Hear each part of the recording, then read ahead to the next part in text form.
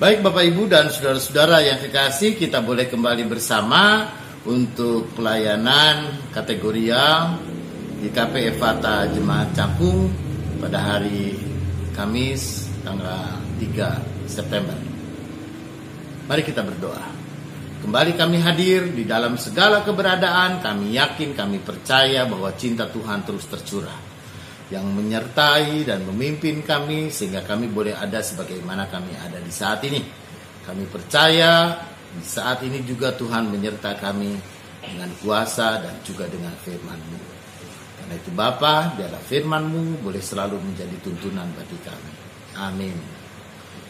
Firman Tuhan yang akan kita renungkan pada saat ini diambil dari 1 Petrus pasal 2 ayatnya yang ke-12, yang begini katanya, milikilah cara hidup yang baik di tengah-tengah bangsa bukan Yahudi, supaya apabila mereka fitnah kamu sebagai orang durjana, mereka dapat melihatnya dari perbuatan-perbuatanmu yang baik dan memuliakan Allah pada hari Ia melawat mereka.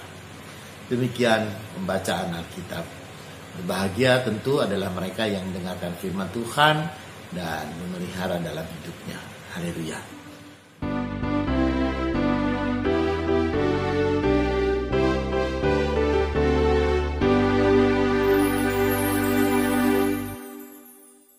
Bapak Ibu dan saudara yang kekasih di dalam Tuhan, di tengah-tengah realitas kehidupan kita, bahwa kita ada di tengah-tengah dunia yang tidak ramah.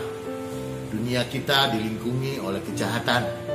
Tidak jarang dunia kita pun juga adalah dunia yang penuh dengan kekacauan dan bahkan pergumulan-pergumulan. Tidak jarang kita bisa menjadi korban atau bahkan juga malah menjadi pelaku-pelaku kejahatan.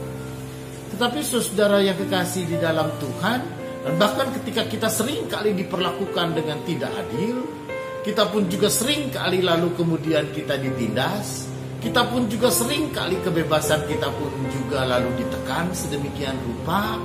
Maka firman Tuhan pada saat ini mengatakan, saudara, kita tidak diajar untuk melawan. Kita tidak diajar untuk lalu kemudian berdemo untuk mengerahkan masyarakat yang begitu banyak. Tetapi yang harus kita lakukan adalah memiliki cara hidup yang baik. Tunjukkan cara hidup yang baik. Tunjukkan cara hidup yang benar. Tunjukkan cara hidup yang berkenan di tengah-tengah kehidupan kita dan masyarakat kita. Maka semua orang akan melihat perbuatan-perbuatan baik kita. Dengan melihat perbuatan-perbuatan baik kita, orang tidak bisa memfitnahkan kita. Orang pun juga tidak bisa menunjukkan kesalahan dan menunjukkan keburukan-keburukan kita. Karena itu saudara yang kekasih di dalam Tuhan, maka kehidupan keagamaan yang baik bukan hanya soal hubungan saya dengan Tuhan. Kehidupan keagamaan yang baik bukan hanya sekedar ibadahnya saja yang dipentingkan. Bukan hanya soal ritual-ritualnya saja yang perlu. Tetapi juga bagaimana hubungan antar sesama manusia. Bagaimana hubungan amal baik, kebaikan kita yang boleh nyata dan dinyatakan dalam hidup kita. Kehidupan keagamaan kita dengan Tuhan tidak ada manfaat apapun juga tanpa kebaikan kita kepada sesama. Kalau hubungan kita dengan Tuhan, lalu bagaimana dengan amaliyahnya kita dengan sesama? Dengan kebaikan kita sesama, dengan kasih kita kepada sesama. Karena itu saudara yang kekasih di dalam Tuhan, amal yang baik itu dinyatakan kepada sesama kita. Karena itu firman Tuhan kita pada saat ini dengan sungguh dia mengatakan, milikilah cara hidup yang baik di tengah-tengah bangsa yang bukan Yahudi, supaya apabila mereka memfitnah kamu sebagai orang durjana, mereka dapat melihatnya dari perbuatan-perbuatanmu yang baik dan memuliakan Allah pada hari Ia melawat mereka.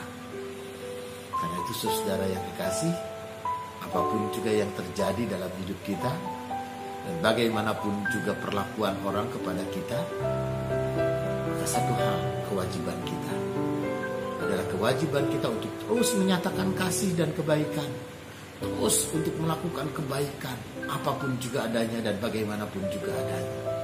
Karena dengan perbuatan-perbuatan baik itulah orang akan melihat tentang siapa kita, yaitu murid-murid Tuhan Yesus. Mari kita berdoa. Bapa dalam sorga, biarlah kami boleh hidup di dalam kasih. Karena dengan saling mengasihi, maka semua orang akan tahu bahwa kami adalah murid-murid-Mu. Yaitu jikalau kami hidup saling mengasihi, hidup berdamai, dan hidup rukun dengan sesama kami. Jauhkan kami dari kebencian. Jauhkan kami pun juga dari mulut yang tidak baik untuk sesama kami. Atau dari sikap, perbuatan, atau kata yang menyakiti hati sesama kami. Kiranya pertolongan Tuhan boleh menaungi hidup kami, agar di tengah-tengah pergumulan apapun yang kami hadapi, tangan Tuhan yang menjadi sumber kekuatan, itulah yang menjadi pokok pengharapan kami.